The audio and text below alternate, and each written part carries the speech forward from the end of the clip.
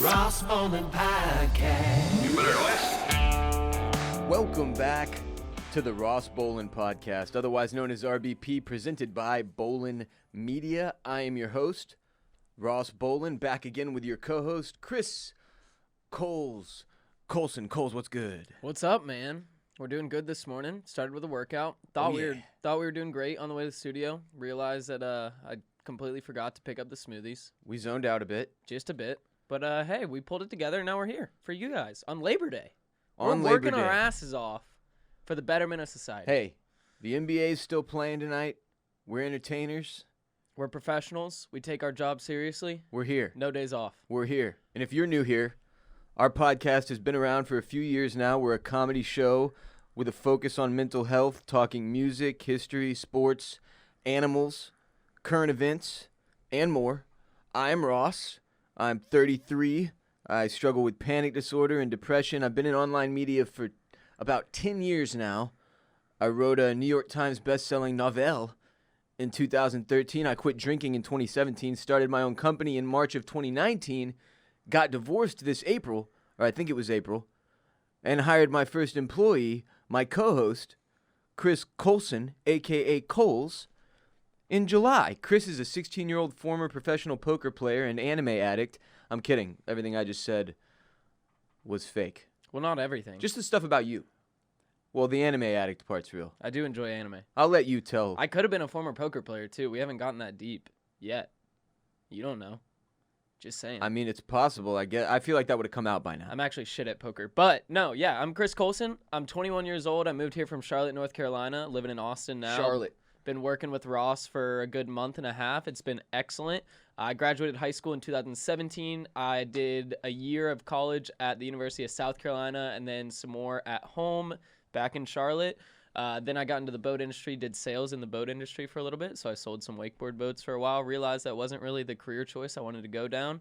Kind of took a while to figure out who I was, and then the universe blessed me with this opportunity, and we've been rolling ever since. To talk about my mental struggles, I struggle with general anxiety and depression. That came around when I was about 18 years old, right before I graduated high school. That's when I really first started struggling with depression. Around that time, coincidentally, is also when I discovered the Ross Bolen Podcast, and that's what brought me here. Without that voice, without Ross's voice in my head during those times, definitely wouldn't be who I am today, so make sure you stick around.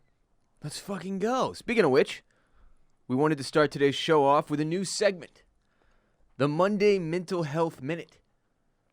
Because mental health is a major focus on this show and something both Chris and I struggle with, we wanted to add a new recurring segment we'll open every Monday episode of this podcast with that is mental health based or whatever, you know. Yeah.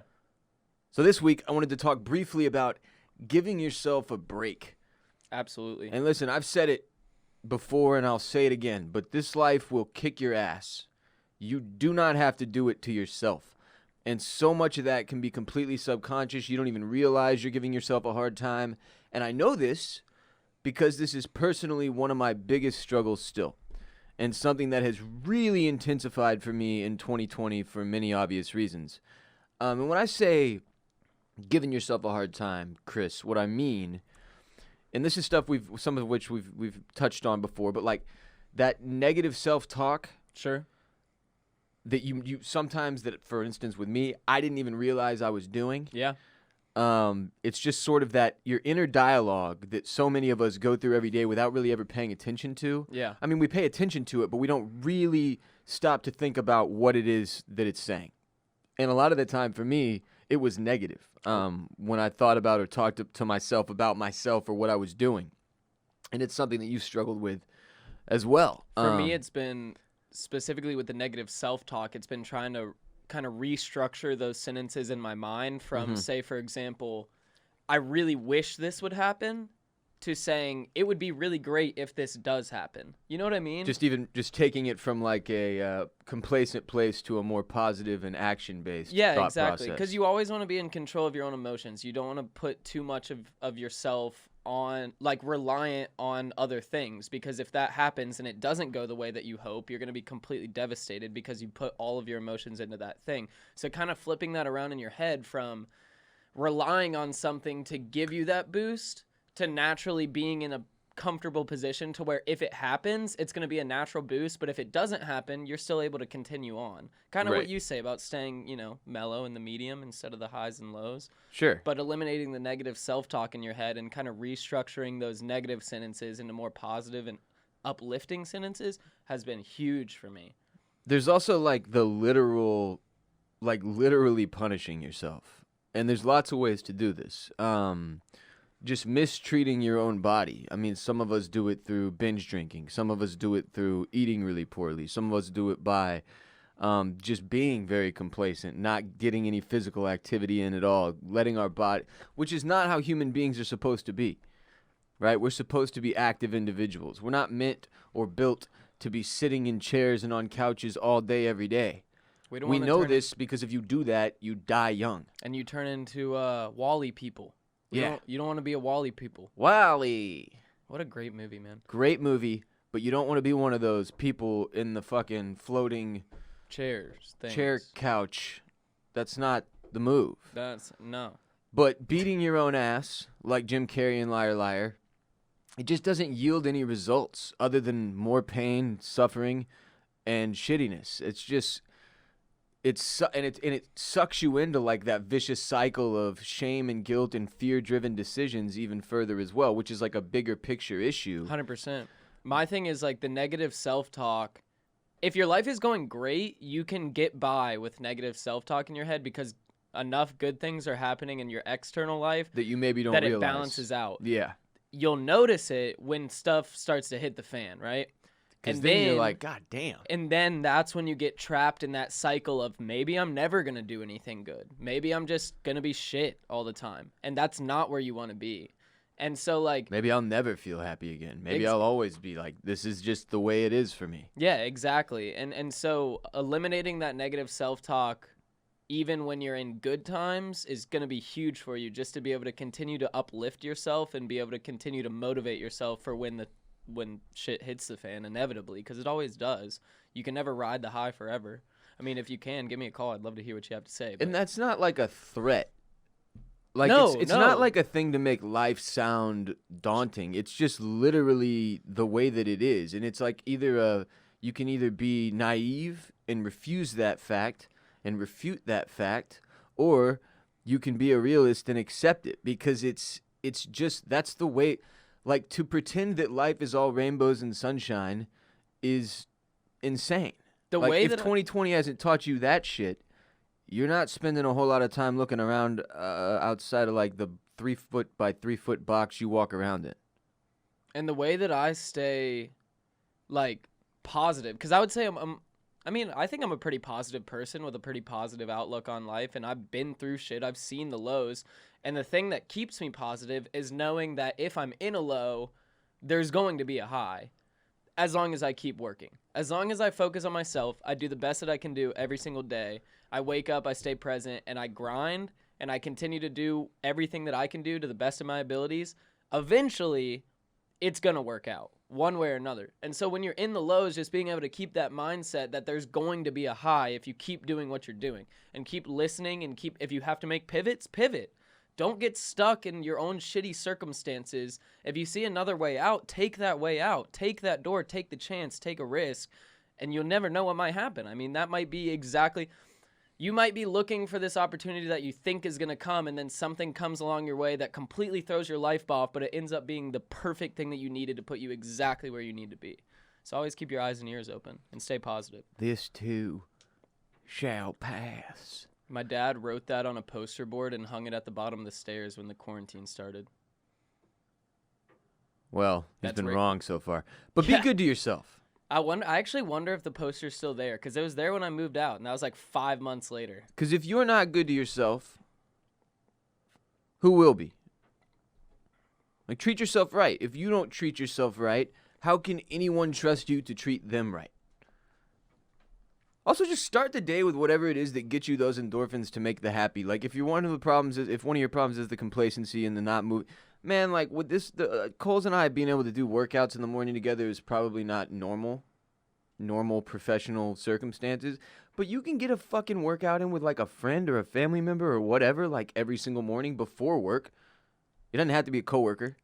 Figure out whatever, like, it doesn't have to be working out. It could be running individually or going to yoga or doing yoga by yourself or just meditation or journaling. Like, we all know, you can have access to any type of class you want now in 2020 on the internet, obviously. Like, you can do all this shit online. You can find a meditation class, a yoga class. So do something in the morning, first thing in the morning. And maybe it is journaling. That's one that I'm trying to add to my list.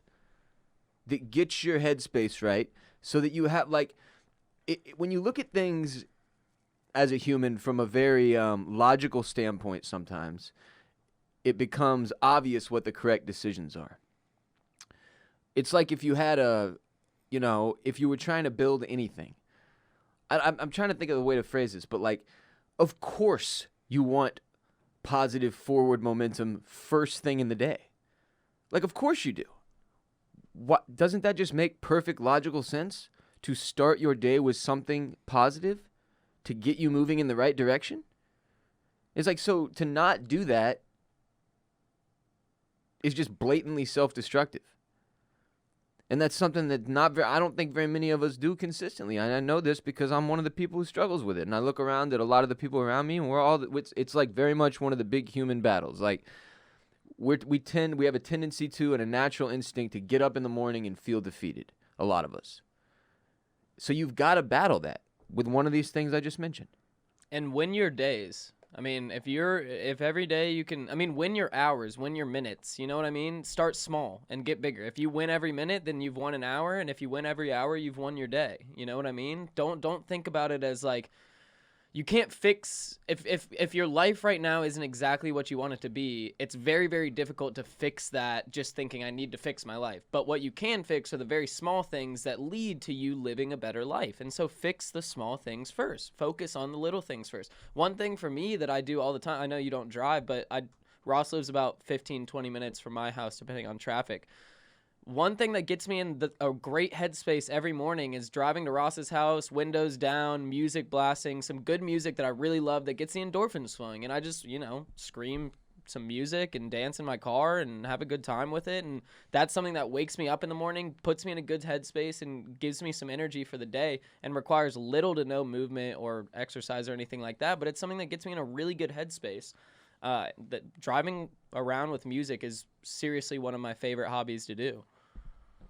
Do it. Must be nice. I miss it. Yeah. Very, very much. Was one of my favorite hobbies. Yeah, sorry. Up until the old driving anxiety kicked in. If you didn't know this about me, I do not drive further than like a few blocks from my house anymore. Well, now you have a pledge driver. Because I have panic attacks behind the wheel, particularly on the highway and the further I get from my house. And it got to the point where it was so consistent that I was like, well, guess I don't drive cars anymore. In fact, I drive my car so little that I guess in Texas, as a result of the summer heat and the change in temperatures and the whatever the fuck humidity, I don't really know. Things with air in them, like basketballs, for example, my basketball is deflated like every morning. Okay, and I thought it was because mine hasn't deflated once. So. I thought it was because of the there was a leak. So I had another one before this basketball, and this was happening, and I thought it was because of a leak. Well, no, I think it's because of like something to do with the fucking air pressure or something. Maybe it's just that there's shittier basketballs than yours. I can't explain yours not deflating. But my tire didn't get like a hole in it. Yeah. It just has less air in it. Yeah. Which is weird because usually, air expands in the heat. It might just be an old tire, but that's odd. But the funniest thing about that whole story is the whole fucking thing is old as shit, but it's been sitting there for so long that I went to drive it the other day to go to the fucking gas station for some nicotine pouches, because I'm like a month removed from tobacco at this point, and I heard like the thump, thump, thump, and I was like, tight. I had to turn around, just park it back in front of the crib. I thought the funniest thing about that was that some dude came up and knocked on your door to let you know it was flat at like 9:30 at night. No, he was letting me know my window was open and it was about to rain. Oh, I thought he was letting you know your tire was flat. Yeah, he was like, hey man, your window's down, which is just another funny thing about that car. Like, I didn't roll the window down. It just the window just went down. Oh, really? Like, who knows? Who the fuck knows?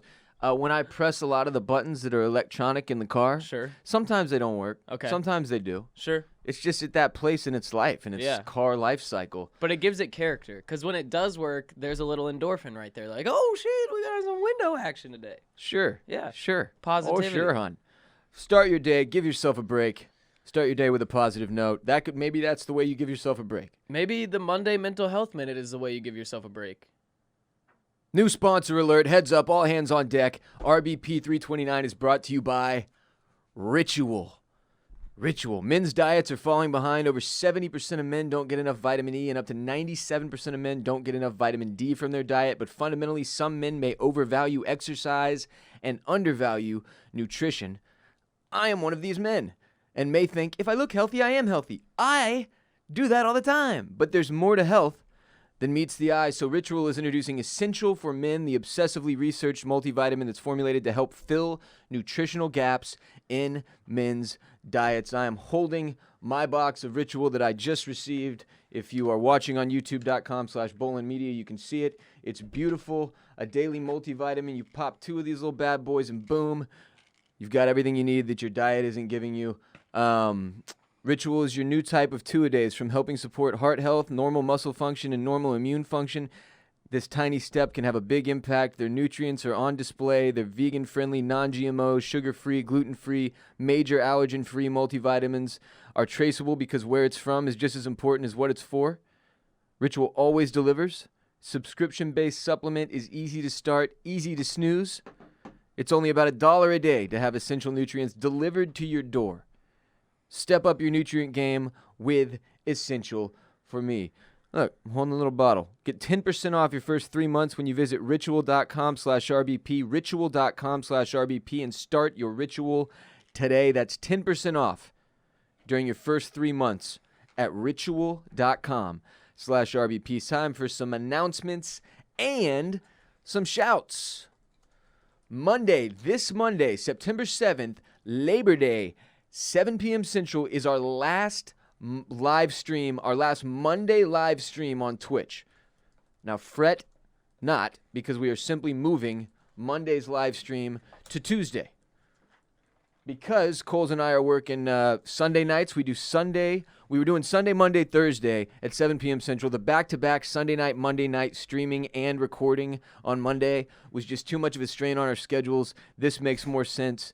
And we are only streaming on our scheduled days henceforth until we hit partner. I know for a lot of you, you've been tuning in when we've been randomly online on twitch.tv/BossRollin'. That will no longer be a thing that occurs. Moving forward, after this Monday, today, September 7th, Labor Day, we're still streaming tonight, 7 p.m. Central, twitch.tv/BossRollin'. Starting next week, it'll be Sunday, 7 p.m., Tuesday, 7 p.m., Thursday, 7 p.m.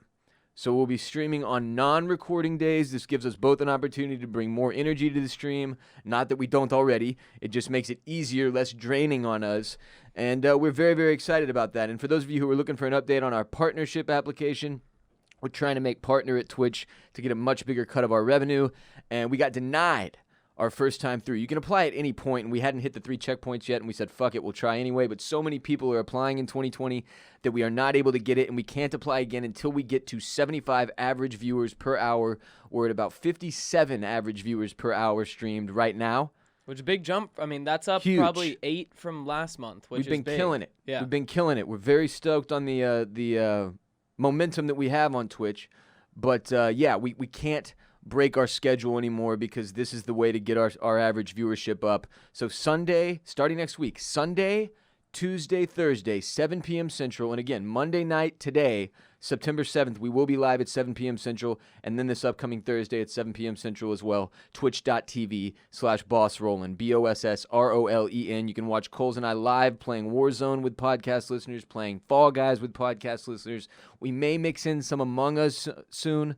I know there's been a lot of requests for that. We like to throw in other games here and there. We have a ton of fun, though, interacting with the chat and talking with and playing with podcast listeners such as yourselves. It's very easy to do if you want to do that, by the way. So go to twitch.tv/BossRollin' and check us out every Sunday, Tuesday, and Thursday starting next week at 7 p.m. Central. And tune in tonight, Monday, Labor Day, the Labor Day stream, September 7th, twitch.tv/BossRollin'. Shouts to Mart and Catherine.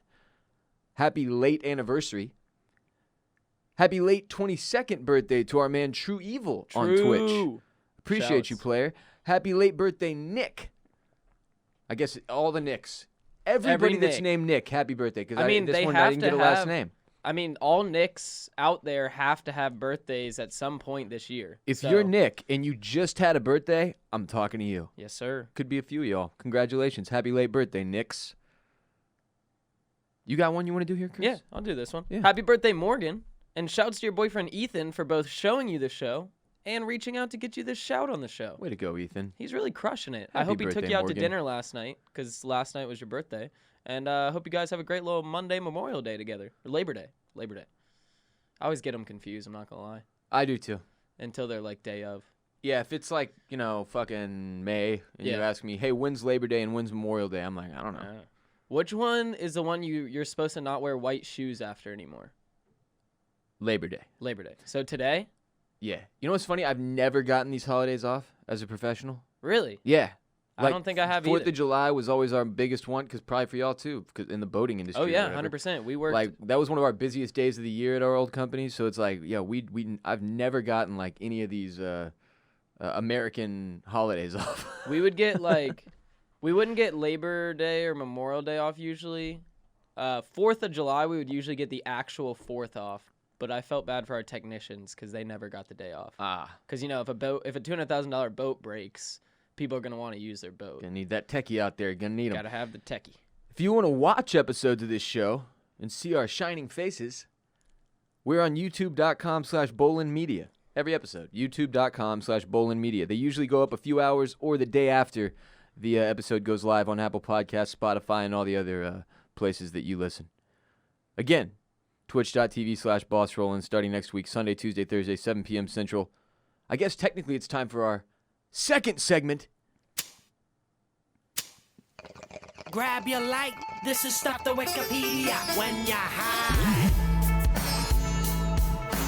Stuff the Wikipedia when you're high. We need a little Wayne lighter right here. Gets me every time. Yeah, I think we should start doing the lighters live. We'll take that part out of the intro and we'll And do just it ourselves. start doing it. We literally light joints in the studio every time we do this Ask the segment. Stuff to Wikipedia when you're high. That'd be a lot of shows that just got really, really, really weird after that, though. Today's Stuff to Wikipedia when you're high is the United States Federal Witness Protection Program. And if that sounds boring, there is a specific reason for this. The founder of the program, the very program that Tekashi 6ix9ine recently refused. His name is Gerald Shur. He founded the program. He passed away last week at 86 years old. Gerald Shur, rest in peace. And his story is fucking wild. Oh, sure. So to start with our little Wikipedia action, the United States Federal Witness Protection Program, also known as the Witness Security Program or WITSEC, is a witness protection program codified through 18 U.S. Code 3521 and administered by the United States Department of Justice, operated by the United States Marshals Service, that is designed to protect threatened witnesses before, during, and after a trial. Okay. Obviously, this protection program has been responsible for bringing down many of the major crime families Yes. And the like. Yes. A few states, what's up? I was just interested to hear, did this start? Okay, I'm seeing. Keep going. Excited to hear about this. A few states, including California, Connecticut, Illinois, New York, Texas, and Washington, D.C., have their own witness protection programs for crimes not covered by the federal program. So you could still get into these state-run programs, but they provide less extensive protections than the federal program would. Yeah, I'm looking for, so D.C., New York, a lot of crime, crime families, understandable. Texas, drug running. California, Illinois, drug Chicago. running. Illinois, Chicago. So basically the big crime cities Where and it's big necessary. crime states. Yeah, they're Where they need it. we're just going to do it for like every charge there is, If the- just in case. Just in case the feds aren't backing that thing. Exactly, yeah. We're just going to make sure we're covered here. So I'm going to read you, because now back to the reason we're here, Gerald Shur. I'm going to read you some of a Washington Post article by Emily Langer from September 2nd titled, Gerald Shur, founder of the Federal Witness Protection Program, dies at 86. Gerald Shur was 15 when he met his first mobster, a bodyguard for a racketeer seeking to imitate his father, a dressmaker in New York City's garment district. Quote, my father hated the mob and what it did in a community, Mr. Shur recalled years later. His anger, he said, was, quote, the fuel that fed my fire, end quote. As a young lawyer in 1961, Mr. Shur landed a job with the Justice Department under Attorney General Robert F. Kennedy. Kennedy described the world of organized crime as a, quote, private government with an annual income of billions, resting on a base of human suffering and moral corrosion, end quote. And he trained the department's prosecutorial power on breaking the mob in the United States. Almost didn't crush that word.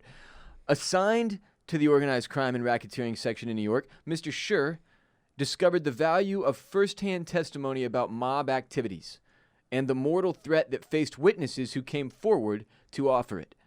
To punish one informant who wore a wire for the FBI, Mr. Shur told the Associated Press, the man's, quote, killers jammed wires through his head and tortured him with a cattle prod, end quote.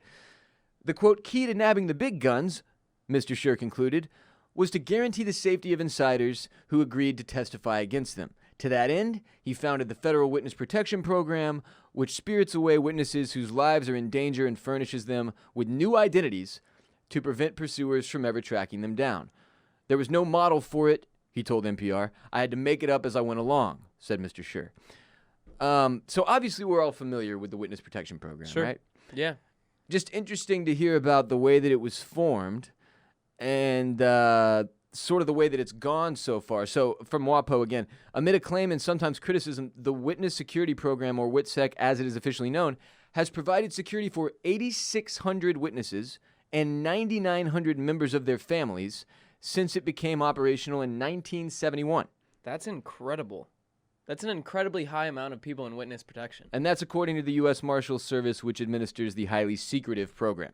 Absolutely. So, I mean, theoretically could be more as well. They also say no protected witness, quote, following program guidelines, has been harmed or killed while under the active protection of the U.S. Marshals Service. They're saying they bat 1,000. And I love the little disclaimer. No protected witness that has been following program guidelines has been harmed or killed while under the active protection of the U.S. Marshals Service. I wonder if their guidelines are like a 550-page, 200-step program to follow it exactly. That makes it so that no matter what, they don't have to take the blame. They don't have to lower their percentage at all. Listen to this shit. And this is, again, from the WAPO article. But for some participants, the emotional burden of abandoning their families, friends, communities, and livelihoods and lives is too onerous. Quote, one fellow went back home, turned his doorknob, and it blew up in his face, Mr. Shur told the AP, again, the Associated Press. I'm assuming that's not in the guidelines. He broke the guidelines, Chris. Can't break the Doesn't guidelines. count. U.S. Marshals. Now I'm just 1,000. imagining Mr. Bro, how much Shur, would that suck? right? I'm just imagining Mr. Shur like going around and booby trapping everybody's homes and shit like that. And so when something happens that didn't follow the fucking guidelines, that's why I tell you. Read the book. You read the book. books. Did you read the books? Read the manuals. Read the manuals. They didn't read the books. What books? What manuals? But yeah, no, that's no fun. You can't take it anymore. You're in WITSEC, so you go home. Maybe you just want to just walk around the house. You turn the doorknob and boom, you're gone. Yeah. The article also mentions that one of the most famous mobsters to enter witness protection was Henry Hill, the Lucchese family mafioso whose story was dramatized in Martin Scorsese's movie Goodfellas in 1990. Hill ultimately left the program and died in 2012. Goodfellas is one of the greatest movies of all time. And I would obviously, agree. That's based on the real Henry Hill. Also, Mr. Shur spent more than 30 years with the Justice Department before his retirement in 1995. Among the last informants he handled was Salvatore Sammy the Bull Gravano, the underboss of the Gambino crime family who became a government informant and helped end the reign of John J. Gotti. Gravano ultimately left the program and was released from prison in 2017 after being convicted on an array of drug charges.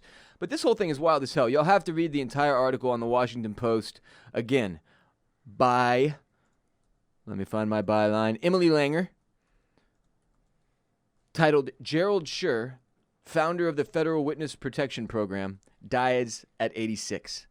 So are these the guys, like the witness protection people? Because now you see people that are like going on television doing documentaries. And So then stuff they're like no that. longer in the WITSEC program. So once they do that, they're out. They're on their own. Unless they go on with like a blurred thingy or whatever. Sure, Maybe that can be organized. I don't know. Cause like, so I saw that show on Netflix, Fear City, the one I showed you that trailer for a while back. You know about the New York mob? Yeah, and they have like Or the 5 major crime families? Yeah, and they have like I think a Capola, an officer. Is that what they call it? The Capola. It's like not a soldier, but it's Capo. like just above Capo. Thank you. They had like a former Capo like on there. Oh, No yeah, blur yeah. face, no nothing. Did they Yeah, just there's not a few care anymore? very famous like Yeah, I think he's like the Rats. famous guy. Like he's like the. Let me look up his. there's a name. few of them. And they've written books and shit, and they Yeah. go on all the shows and get interviewed. I mean, even in The Sopranos, one of my favorite television shows of all time, if not my favorite television show of all time, which was made years and years and years and years ago, they were already showing like there's a part of the show where Tony and his boys are all hanging out, and the TV is on, and there's a former mob capo or whatever being interviewed, and they're like talking about how he's such a fucking rat or whatever. So that's been a problem for a while. They just kind of let them do their thing though. No, those guys are not in witness protection. I know, but I'm saying the mafia. They just don't like. I feel like that's what I'm curious about. I don't know. I feel like the mob At is this like point, they're not just- as big of a like. That's the problem. WITSEC made it possible for them to start really infiltrating and taking out The mob. the mob. Yeah, As so that well there as isn't the, as much organized crime. Obviously, it's done in different ways now in 2020. A lot more online, probably. There's a lot of different. Things have changed. Technology. Fucking and the RICO charges too. RICO took down the mob. Great Meek Mill song. Great meat mix. Milk. We're Featuring just gonna keep moving. Yeah. Drake, though. Mhm. Is that bad? Yeah. Another new sponsor alert. Anyway, I hope you enjoyed the. Some Aubrey hate on this Monday The pod. stuff to Wikipedia when you're high. United States Federal Witness Protection Program and Gerald Shur. Rest in peace Oh sure, hon. to the creator. New sponsor, though. Pay attention if you have a two-hole.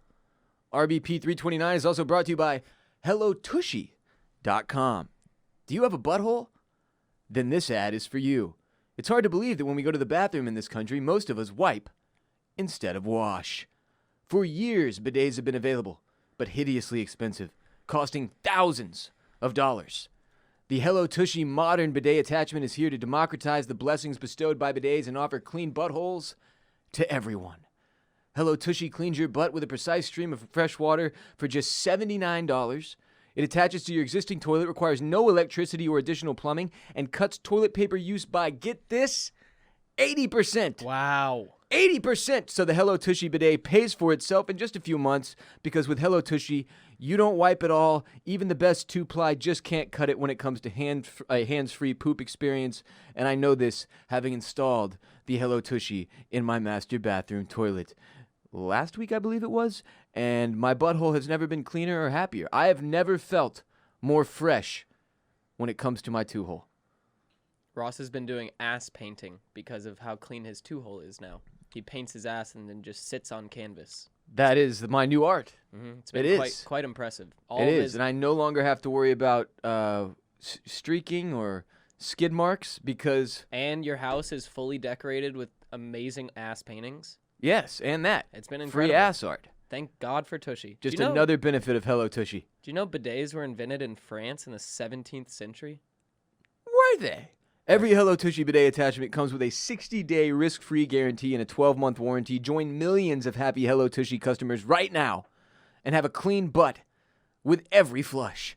Go to HelloTushy.com/RBP to get 10% off. This is a special offer just for our listeners. Go to HelloTushy, HelloTushy.com/RBP for 10% off. HelloTushy.com/RBP. Get that two-hole clean, baby. Next segment. Insane headlines of the day. We got a few good ones for you here. Just a couple good ones. We got some good ones for you to Get ready. Get through this Monday here. All right, the first one is this. Explosive device used at gender reveal party causes fire and mass evacuations in California. Just Hey, classic. hey, idiots. Hey, morons. Stop blowing shit up at gender reveal parties. Just fucking throw an egg. Throw a fucking confetti egg. Confetti egg. Look, bake a fucking cake. Yeah, the explosions have gotten out of hand.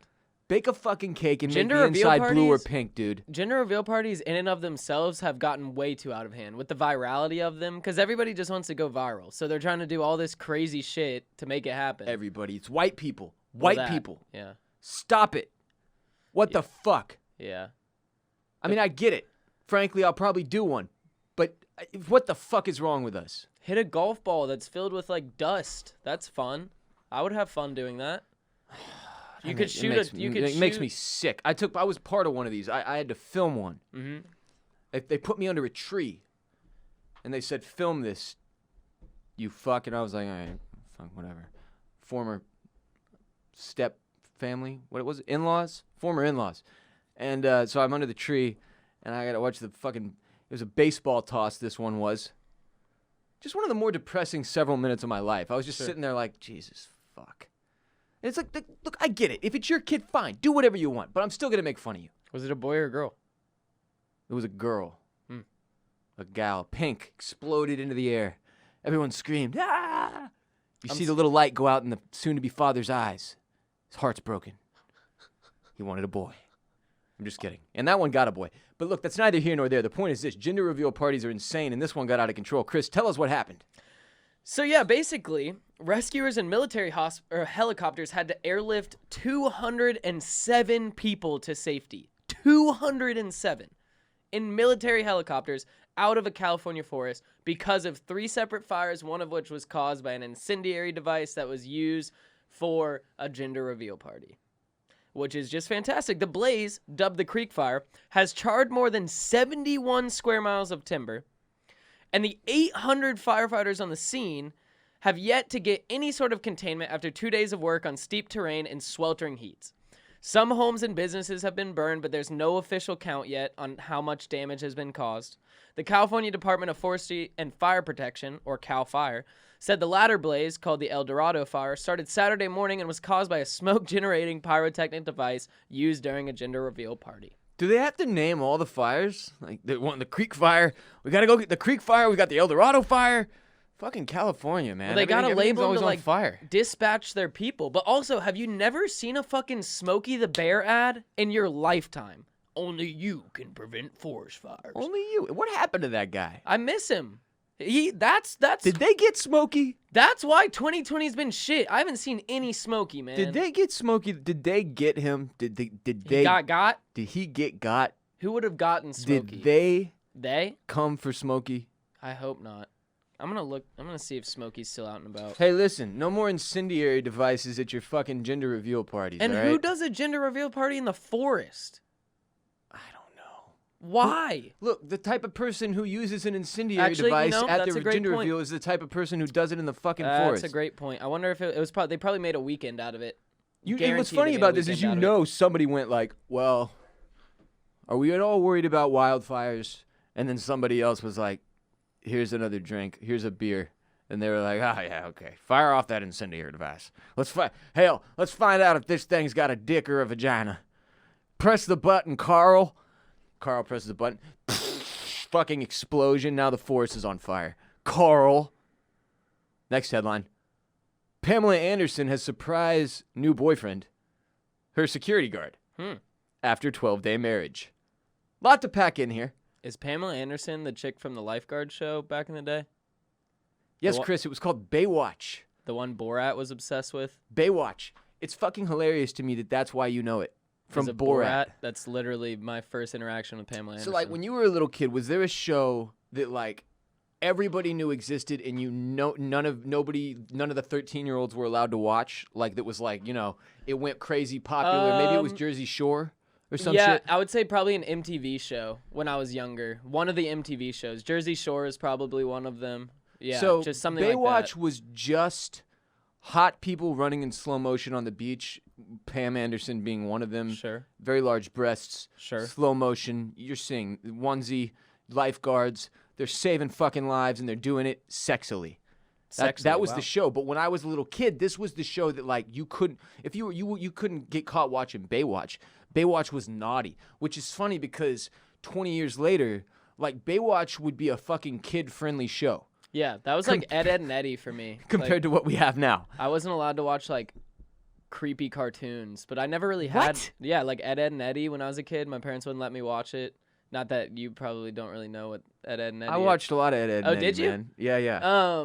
Somehow Courage that one hit me. I Courage don't the know. Cowardly Dog. I Watched wasn't a allowed, ton of that. Wasn't allowed to watch that one either. Okay, so that was spooky though. Ed, Ed and Eddie was just weird. So your dad yeah, probably watched well, an episode and went, "Fuck that." Yeah, no, my mom watched it one time and she was like, "What the hell? No, not again, not anymore." Because they were just stupid kids doing stupid shit. And my parents were like, "You don't need to be watching that." It was kind of degenerate. well, this was it was also kind of degenerate comedy. Like Ed, Ed and Eddie was like dumb as fuck. This was also during the time that like parents were still really concerned about kids watching TV. You know what I mean? Like in the early 2000s where parents in were my like, childhood, it was 1 that was hour still, a day. Don't sit too close to the TV. Exactly. You'll Rot burn your brain. rot your brain, burn your eyes out. No, yeah, TV was like this, like Really weird. And now phones came out. negative. And it was just It was a like, huge negative. Like, yeah, you watch too much TV, you're a moron. Like, go read a book. Go the fuck outside. yeah. Well, now you know.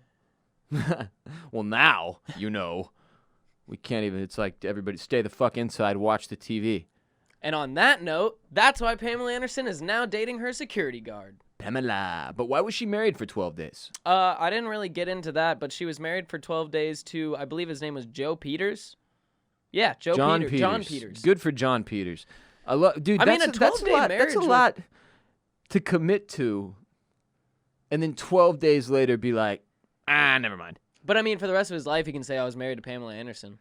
I know. I just don't see how a 12-day marriage occurs. Like, how are you like? Fuck, we need to get married. Like, we need to spend the rest of our lives together. And then 12 days later, you're like, this is over. Yeah, what could go wrong enough in 12 days for you to be like, nope, I'm done. This is enough. I've seen enough. Then again, in the movie Along Came Polly, Ben Stiller's wife fucks a scuba instructor on their honeymoon. Oh. Well, I guess that would be enough to end a 12-day marriage, yeah. Ruben. That's a great movie, by the way. Like, low-key, very underrated comedy for Ben Stiller. Another Ben Stiller win. Yeah. Also, Jennifer Aniston. Oh. Hot. Love Jennifer Aniston. Hot. How does she still look 25? The world may never know. Well, she Actually, don't the look world- 25 anymore. Here's the problem. 4K television. That's the problem, yeah. If it was 1995, Jennifer Aniston would still look 25 on TV and in movies, but we have 4K fucking TVs. I can see every goddamn line on everybody's face, including my own. That's why I wear the sunglasses every show now. That's why I just watch movies on my laptop. Solves that issue. Boom. That's what, like but also, I'm not like, kidding. I've Well- said this before, but we do not need 4K pornography. I know I'm not also the first person to say this, but like that doesn't need to be a thing that exists. No, you're absolutely right. Or VR. Well, maybe like 1080p VR. Not 4K VR. We don't need that. Not in our lives. The funny thing is when you watch a movie like on a 4K TV versus on a laptop and you're like, "Oh shit. The animation is like really shitty in this. The CGI is really bad." The laptop kind of masks it a little bit, you know? Sure. Then you throw it up on the big screen, you're like, "Oh, wow. That's bad." I'm just saying, Jennifer Aniston's face on the 70-inch in my living room, she no longer looks 25. She looks like Good for her age. 45 Okay. and like she's had work done. How old is she? I think she's 50 Age. something. Not that she's 51. And look, she's fucking beautiful. I'm no way knocking Jennifer Aniston's look. She just looks her age. I'm not going to be in denial about that. My God. I'll take it. Sure. This makes me want to go watch old Friends episodes, which you don't even know what that is. Okay, I know what Friends is. I just haven't watched it. But she does look great in Friends. So it's like I could imagine, like I see why people were obsessed with that show back in the day. This says, Like 25-year-old Jennifer Aniston. a source close to the couple told People magazine that they've been riding out the pandemic together and began dating shortly after she split from Peters in February when the COVID-19 pandemic began in North America. What the fuck? Like half the sentences I read in news articles this year, I'm like, this could have been this is like a This joke is a movie bit. premise. No, 20 years from now, we're going to look back and read these articles and be like, what the fuck happened that year? Basically, she What? she can't go anywhere and she's got a security guard. I mean, You know? security guard's a hot buff guy, probably. Safe, He's I'm fucking, sure. he's strapped. He makes you feel safe, Yeah. comforted. Yeah. Next thing you know, bada bing, bada boom, your 12-day marriage is over. and you're fucking the security guard. Basically, this It's is kinda a tight, long act, comes, honestly, it is. This is kind of a long comes Polly, just rolls With a reverse. security guard. Actually, wait, rolls not reverse, just Yeah. with a security guard instead of a yoga instructor. And John Peters is Ben Stiller. Yeah, I wonder if he's as funny. Probably not. Doubtful. Next segment. Next headline, rather. Maybe if he was, they wouldn't have gotten divorced in 12 days. If he had been able to make her laugh with his Well- penis. 750 million genetically engineered mosquitoes approved for release in Florida Keys. This is the most Florida shit I've ever heard in my entire life. This is like from CNN. It's not. This isn't like from like some obscure fucking fake news website or whatever. Or I guess some of you might consider CNN to be fake news, but this is an actual journalist reported. Okay, there were more story.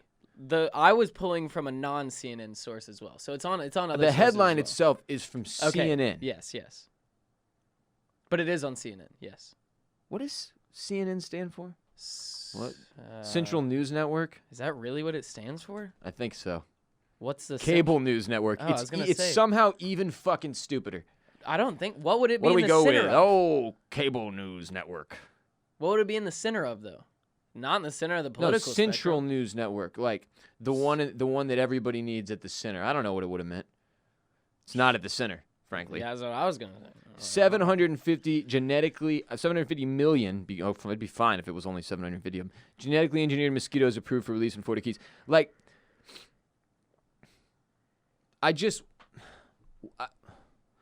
mosquitoes are awful. If you don't live in a mosquito area, you don't know what the fuck life is all about. You don't know about the suffering of life then. You don't know what we were talking about up front of the podcast. Houston, Texas, where I grew up, is a humid hellhole ridden with mosquitoes, and it hardens you into a fucking badass life-kicking machine. You know what having mosquitoes growing up does for you genetically? I swear to God, it makes you grow more leg hair. I'm not even kidding. Like I don't get- scientifically? I don't get bit on like my lower calves anymore because the leg hair has grown in enough to where I can no longer be penetrated. And you think this is due to mosquito bites? I do. That's been my theory all along. Very interesting hypothesis. Hey, I'm just reporting.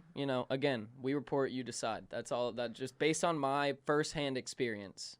That's what I've seen. Now, the aim with these genetically engineered mosquitoes is to reduce the number of mosquitoes that carry diseases like the dengue or the Zika virus. Essentially, it's like the old create more of the enemy that kills the enemy strategy. Like, I'm trying to think of other examples in nature where we do this. None of them are striking me at the moment.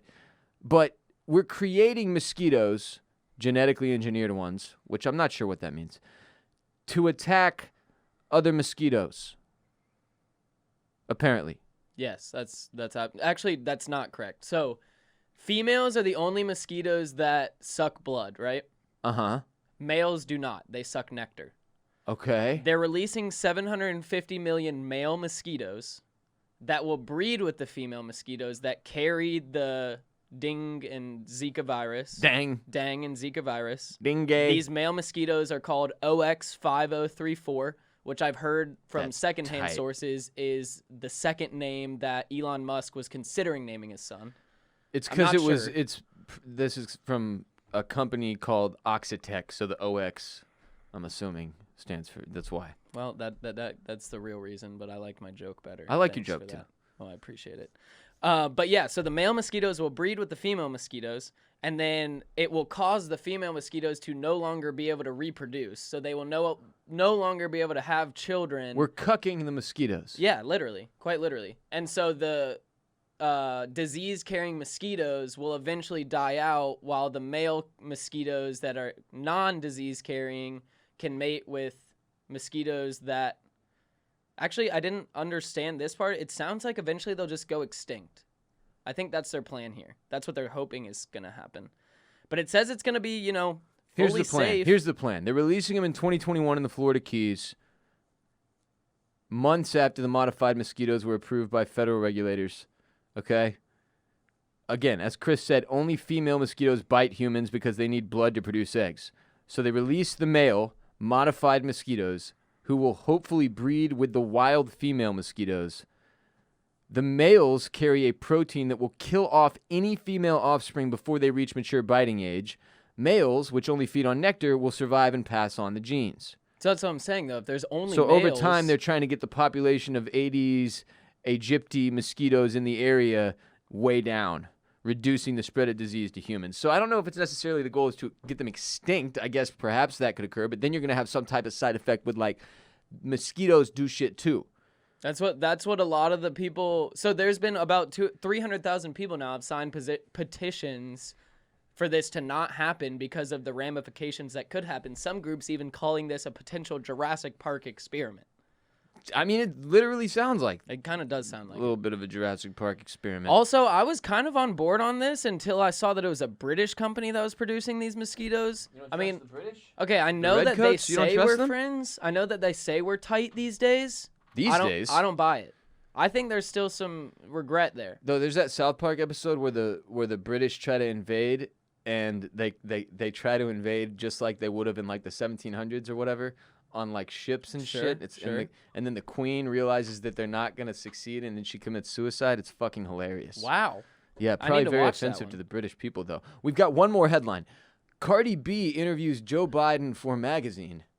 Haters call it pandering. So in a similar vein to the way people were upset with Barstool Sports for giving President Trump a direct outlet to pander to the more impressionable 18 to 25 demographic, some people are upset with Cardi B for allowing Joe Biden to use her platforms as a means to promote his campaign for president, or upset with Joe Biden for using Cardi B's platforms as a means to influence black people. This is from The Independent. Cardi B has hit back at conservative commentator Candace Owens for calling her, quote, dumb and illiterate, end quote. In an interview with another right-wing pundit, Ben Shapiro, Owens condemned Democratic presidential candidate Joe Biden for doing an interview with the WAP rapper. She claimed Biden thinks, quote, black people are stupid, end quote, because he chose to sit down with an, quote, illiterate rapper, end quote. Cardi B responded by saying that Biden did the interview with her because of how influential she is. Her song WAP, Wet Ass Pussy, featuring Megan Thee Stallion, reached the #1 spot on the charts around the world last week. Look, folks, every interview these two doofuses do from here through Election Day is to pull in votes. And yes, there are going to be celebrities who cannot refuse the honor of interviewing the president or former vice president of the United States and give them access to their platform as a result. And this does two things. And here's the reason, if you're wondering. Why would Barstool do an interview with Donald Trump if it alienates half their audience? Why would Cardi B do an interview with Joe Biden? What is in it for her? What is in it for him? It's a two-way street. It legitimizes the celebrity. It legitimizes the platform like Barstool to an enormous degree in the eyes of millions and millions and millions of people. As a media outlet. Or as an entertainer. Sure. Cardi B interviewing Joe Biden is a really, really, really big deal for Cardi B. That's a crazy thing to get to do. Yeah. To get to interview a former vice president running for president of the United States as a non-journalistic member of the media. She's an entertainer, Yeah. a rapper, a musician, a dancer, a mother, many other things. But you would not expect Cardi B to interview Joe Biden. You just would not expect that to be a thing that happens. But it's a two-way street. Biden, You can't, I mean, yes, everything that you're thinking of why Biden or Trump would want to do either one of these interviews is absolutely true. I mean, that's the It case. is to You can't influence deny people. that. Yes. Yes. That's the point. It is on every single individual American to determine who they're going to vote for based on actually important reasons. Yeah. If you just vote for Joe Biden because he let Cardi B interview him, or you just vote for Donald Trump because he let Dave Portnoy interview him, you're a fucking idiot. What a ridiculous curriculum for determining who should be in charge of the most important country in the world. Yeah.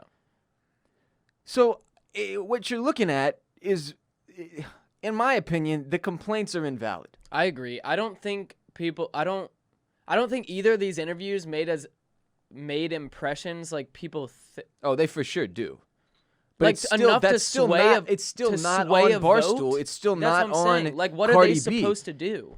I mean, well, We have two presidential candidates, you know? If they want to what legitimize people their are platform, asking them to do is ask real questions. Okay, and I do agree with not that. pander when they do their interviews. But what I'm saying is those aren't the outlets you go to decide who to vote for president of the United States. So you shouldn't be upset with those outlets for accepting interviews because it shouldn't matter to you in the first place if you're educated or just generally have enough common sense to know that, of course, those aren't the outlets you should go to determine who to vote for president of the fucking United States, because it's Cardi B and her wet-ass pussy and Dave Portnoy and pizza reviews. That's like what are you thinking? You fuck. That would be like picking your favorite college football team based on the interviews that they give the coaches as they're walking into the tunnel at halftime. If your favorite college football team made decisions that decided whether or not millions of people lived or died on a daily basis. Well, yeah. I was just trying to, localize the scale just a bit there. Yeah. But, yeah, exactly. I mean, these shouldn't don't let these sway your opinions. Obviously, the pandering is a completely different issue, but on the platform that they're at, I don't know. I don't think Cardi B would be met with real answers if she asked real questions. It's just generally racist to pin all of Cardi B's followers as black and all of them as being stupid. Like, that's just... I get that Candace Owens is saying that that's what she thinks Joe Biden thinks. But by even making the complaint, isn't she arguing that, like, that's why she's concerned? The whole thing is like, just fucking leave it alone. Joe Biden interviewing Cardi B should be a funny thing that's a clip on Jimmy Fallon one night, and then we all move on with our lives. You know what I'm saying? That's not something that should be This isn't like a political fucking... This isn't a political debate, you know what I mean? Outrage. Yeah. Or whatever. We just don't, This is the game now for these guys. This is the modern day arena, social media, and access to tens of millions with the click of a button. I mean, they're utilizing celebrities for their influence. We're all on social media all day, every day. And our last two presidents realized this and took advantage of it, and it worked. Yeah. So that's the game now.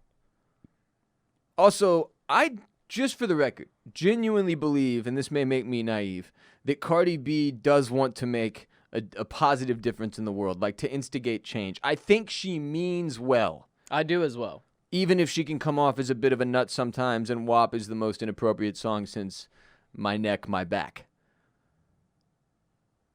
RBP 329 is also brought to you by Away. Away creates thoughtful products designed to change how you see the world. They started with the perfect suitcase, crafted with the features that make travel more seamless, and now they offer a range of essentials that solve real travel problems, so all you have to think about is where you're headed next. I can't freaking wait to plan a fucking vacation for at some point in 2021. I can't freaking wait to stuff my Away luggage filled with my clothing, my things I need to enjoy a good vacay and get out there. Everybody likes to travel differently. Away offers a range of suitcases made of different materials like polycarbonate, aluminum, and durable nylon in a variety of colors and sizes. The best luggage in the world. I love everything they have. It's phenomenal. I have several of their items. Could not more highly recommend Away luggage. They're awesome. So whoever you are and whatever you need to pack, Away has luggage that will help make your next trip more seamless. Truly, the best designed travel accessories and luggage and carry-ons I've ever been fortunate enough to use. Designed to last a lifetime with durable exteriors that can withstand even the roughest of baggage handlers. I have the carry-on and the weekender. I use them both when I travel. Unmatched in performance and durability. TSA-approved combination lock to keep your boys' belongings safe. And every suitcase comes with an interior organization system that includes built-in compression pad to help you pack in more, and a hidden and removable laundry bag that separates your dirty clothes. One of my favorite features, two of my favorite features really. Love the lock, love the interior organization system. Three of my favorite features, love the laundry bag too. Start your risk-free 100-day trial and shop the entire Away lineup of travel essentials, including their best-selling suitcases, at awaytravel.com/Ross. That's AWAY travel.com/Ross. Go to awaytravel.com/Ross today. Next segment. Support the podcast on Patreon. So for those of you who want more RBP monthly, for those of you who want to support this show directly in exchange for more RBP monthly, there's a very simple way to achieve both of those things. Patreon, Patreon. And patreon.com/Ross Bolen Podcast specifically, where we release an ad-free premium episode every single Friday exclusively for the listening and viewing pleasure of, as we call them, the dues-paying members of the RBP gang and our OGs on Patreon. Today, Chris and I wanted to provide you with a little teaser, a little extra motivation to throw down a minimum pledge of $5 or more. Tickle peaches just a little bit. A little tickle. Support the show for that extra RBP. We pulled one of our favorite bits from last week's Patreon episode, the first episode of September, which if you sign up right now, you can go listen to. So you can get a feel for the more casual, intimate, and ridiculous nature of these premium ad-free episodes. So here it is. Here's your teaser from last week's Friday episode on patreon.com/Ross Bolen Podcast. I like people who either do different spelling or look, I'm not talking about the white girl meme of the 6 names on the board and they're all like, you're like, what is happening here?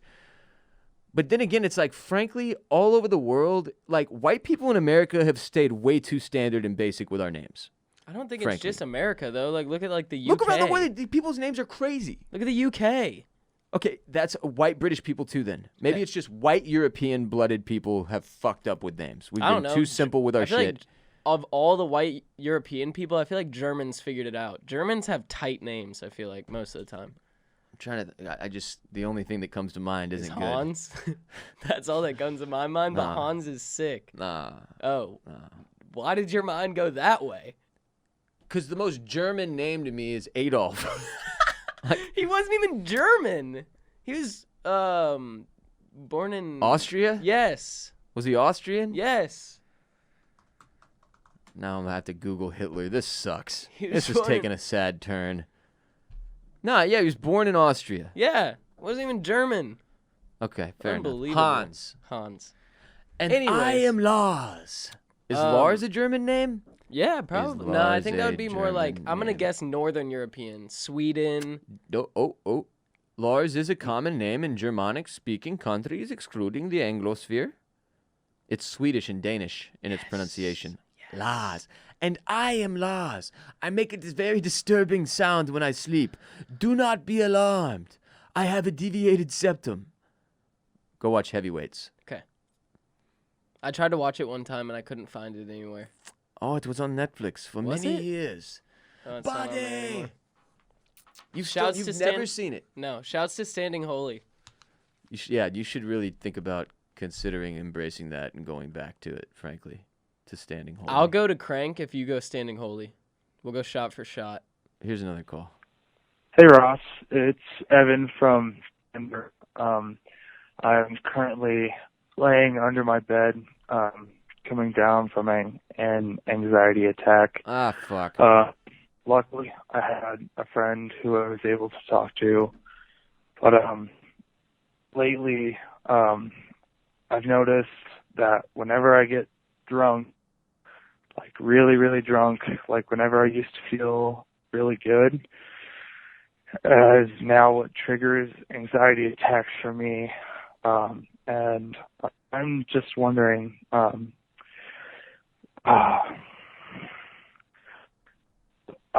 lately I've been feeling very inadequate and like I'm not deserving of happiness and that I'm going to fail because I've failed in the past. And I'm just wondering, is there anything specifically that you do to deal with these feelings? Because it's been a rough first week of school for me because I feel very stressed that I'm going to fail again, and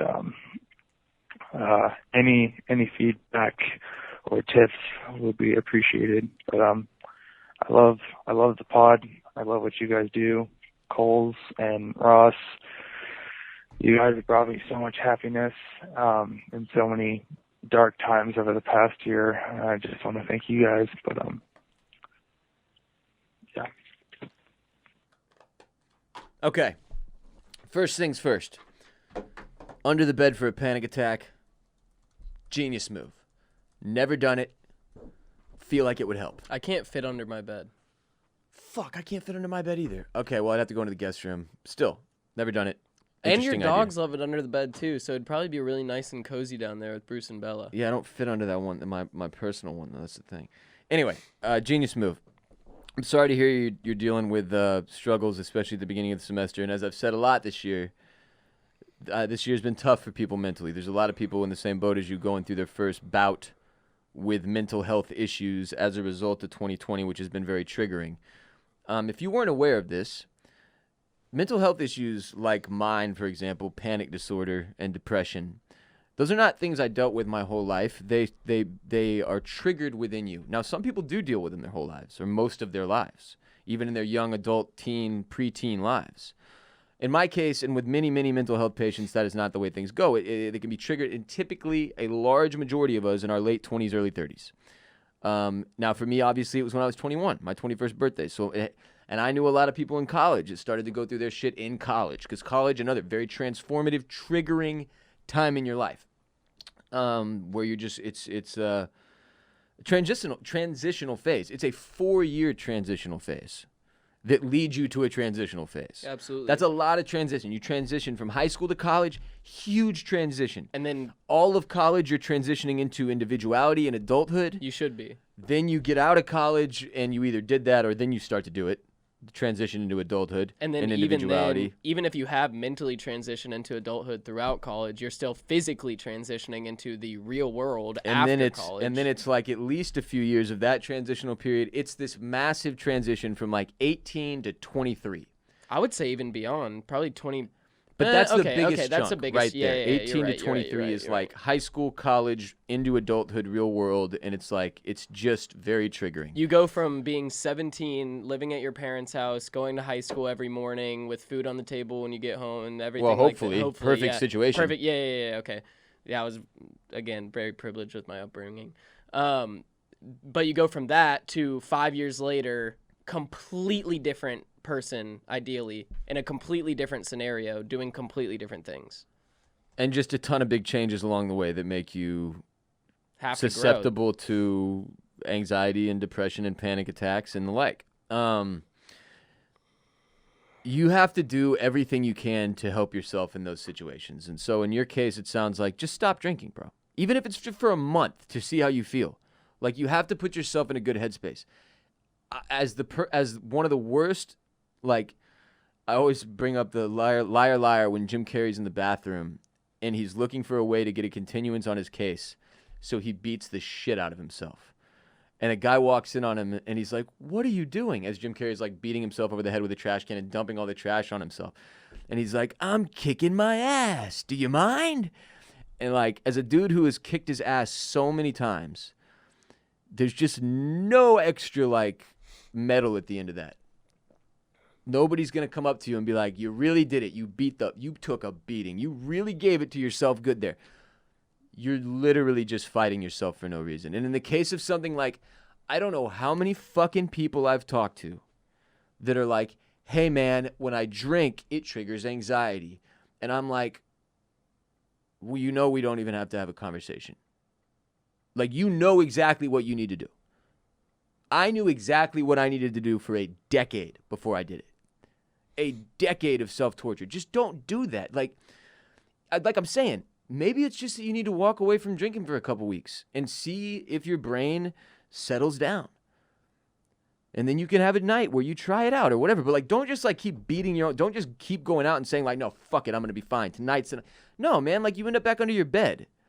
Don't do that. And if all that other stuff you're speaking to, the negative self-talk and thinking, that sprouts like crazy as a result of the behavior you're describing.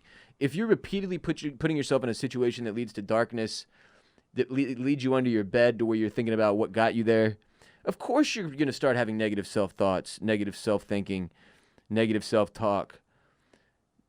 It's inevitable.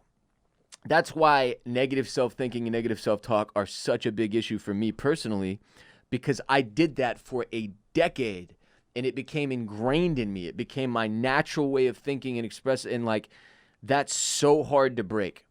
It's like addiction. It's the exact same process. To break a way of thinking, it applies to people who always feel sorry for themselves.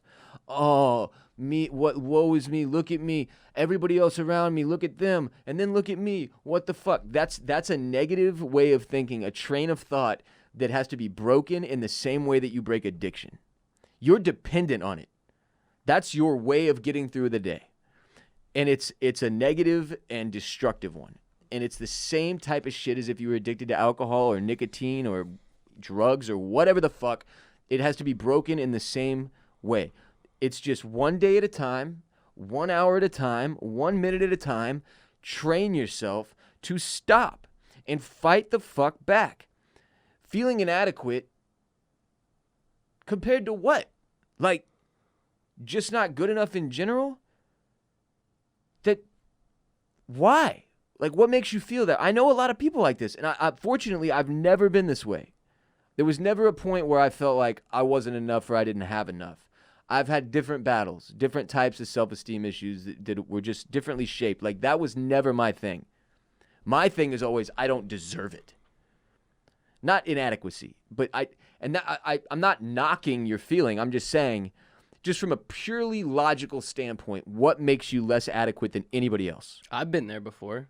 100% been in his exact shoes before. So what's your thought process when you're there? So the thought process for me, it was at that point, I had been through probably 2.5 years of what I would call lows, right? With very little highs. So a lot of hits. Back to back to back, to where it was just like you brought up multiple times, to where every time you feel like you're getting back on your feet, you get knocked right back to the bottom again. But for me, it was like, it felt like every time I attempted to get back on my feet, I got knocked down even quicker. And so over and over again, over like 2.5 years, shit just kept piling on. And piling on and piling on. Don't get me wrong. A lot of this is brought on by myself as well. It's not like the universe was just out to get me. I wasn't doing a lot of things to help me at the time also.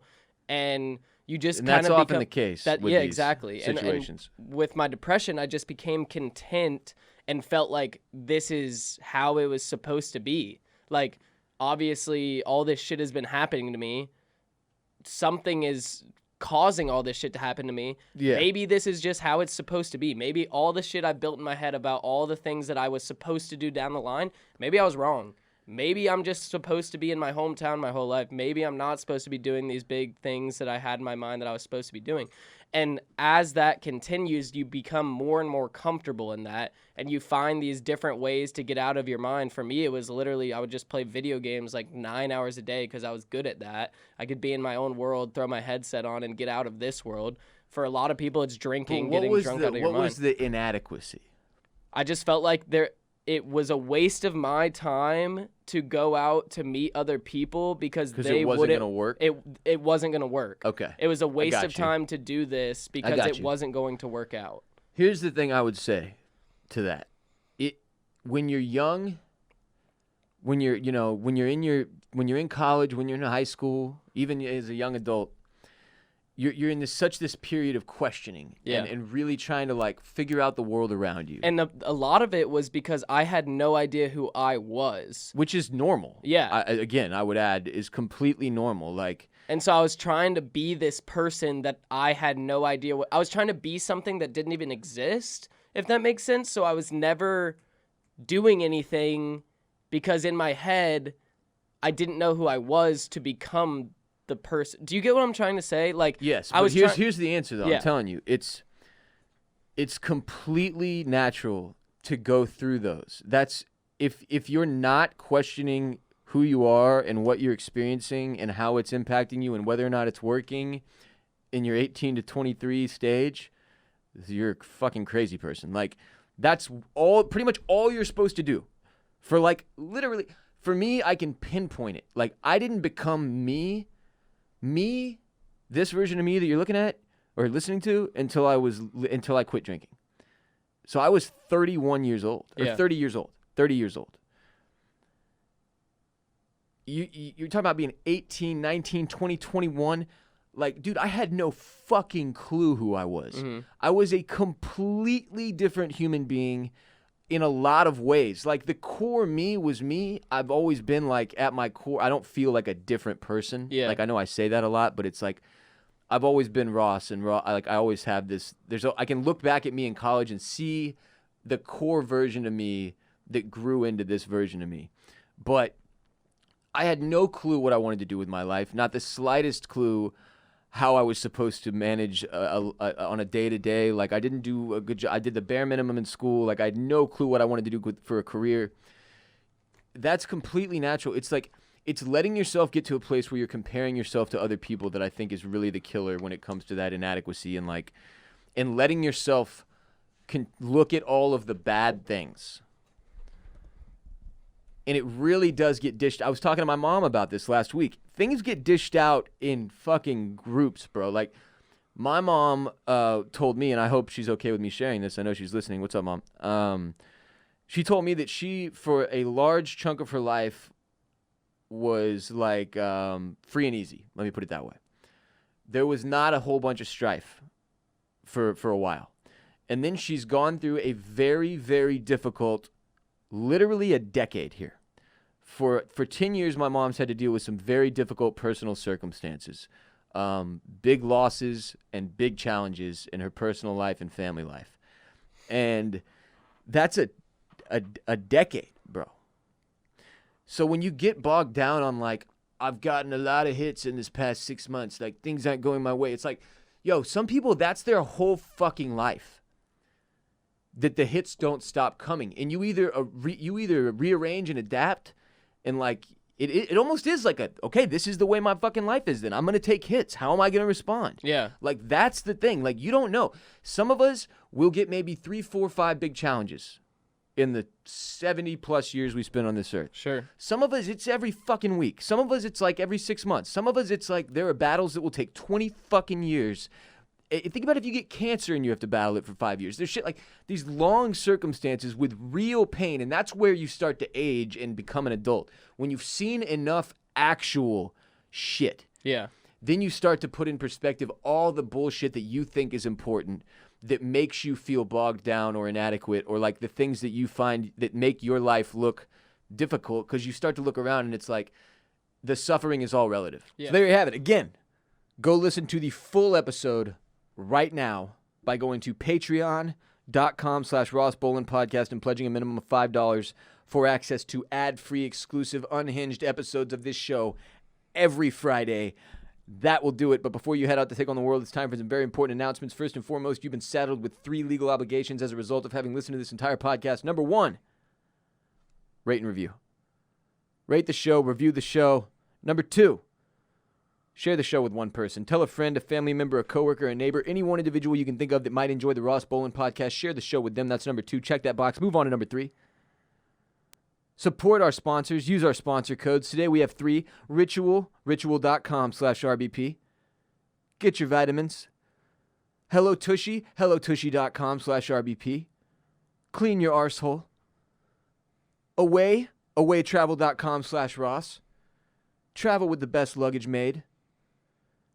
And that's it. Those are your 3 legal obligations. Check all 3 boxes. I can call off the dogs. The lawyers can stop billing me. We won't have to see each other in court, and we can all live long and prosper. We're on social media. Mm-hmm. You can follow us on Instagram at the Ross Bolen Podcast. We're on Twitter at Ross Bolen Pod. We're also on Facebook.com/Ross Bolen Podcast. It's a very exciting place. We get like 300 fucking views a video on Facebook. I just don't know what that platform is for anymore. I just don't know. Facebook is like the town from Rango. That's what Facebook reminds me of. The old western town from Rango. That's Facebook. Only seen the first like 10 minutes of Rango. That's Every sad. time I've watched it, I've been really stoned and fell asleep. Really? Johnny Depp was the lizard though, right? Yeah. He crushes it. Probably one of his better roles. Piece of shit. Maybe. Really? Maybe. We don't know. I thought he was like, I thought all that, actually, I've only seen like the Snapchat updates, so I haven't really been looking into it. Yeah. One day it's like Johnny Depp's a piece of shit. One day it's Amber Heard. Yeah, the piece of shit. So Yeah. Well, Are they both pieces of shit? My guess, 'Kay. knowing very little Sure. and only knowing what the media tells us, Sure. is that they're both shitty people. Sure. In all fairness. Chris, wait, I didn't tell you where you can follow me. I'm Ross Bolen. Follow me everywhere at WR Bolen, Twitter, Instagram, and Snapchat at WRBOLEN. When I say everywhere, I mean those 3 platforms. Also, again, twitch.tv/BossRollin. Chris, where can everyone follow you on social media? You can find me on Twitter at Q0ULS. You can find me on Instagram at ChrisSC99. And you can find me on Snapchat at Chris_Coulson. That's COULSON. And make sure you follow at Trash License Plates on Instagram. We're throwing up a bunch of Trash License Plates content. It's been hilarious so far. Make sure to keep submitting that content, y'all, and give it a follow as well.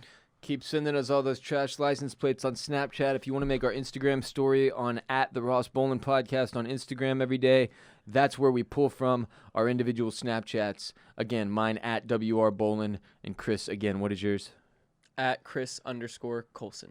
Check out Bolen Media's television and film podcast, Oysters, Clams, and Cockles, available wherever RBP is available. We are right now covering Yellowstone Season 1. Me and my co-host, Mr. Barrett Dudley, one of my best friends for about 17 years. We finally started watching Yellowstone. We're finally covering it on OCC, as we call it, Oysters, Clams, and Cockles. We're also doing Lovecraft Country on HBO right now. That shit is quite wild. And this week, for OCC's Patreon followers, we will be going to see the movie Tenet, Christopher Nolan's next film, in the IMAX on Wednesday, and then covering that on the Patreon for OCC as well. So for everybody in the Crustacean Nation and Mollusk Militia that listens to OCC and supports us, thank y'all, and get excited for that. Oysters, Clams, and Cockles, once a week, available wherever RBP is available, discussing all the best in TV and film. We usually do about 20-30 minutes on general TV, film, and entertainment topics before diving into, right now, our designated shows are Yellowstone and, again, Lovecraft Country on HBO. And that will do it for RBP 329, produced by Grant and Mike Moody Garcia of Permanent Record Studios in Austin, Texas. We'll be back Wednesday with RBP 330. And, of course, Friday on patreon.com/Ross Bolen Podcast with another exclusive premium ad-free episode for dues-paying members of the RBP gang, pledging their monthly support to keep the podcast alive, showing, and growing. Minimum of just $5 monthly on patreon.com/Ross Bolen Podcast. Come through and support the show and get more RBP. You are not alone. Podmen, get paid. Respect Mr. Park. Strength and honor. Gang, gang, gang. Chris, say it. Peace be with you. And also with you.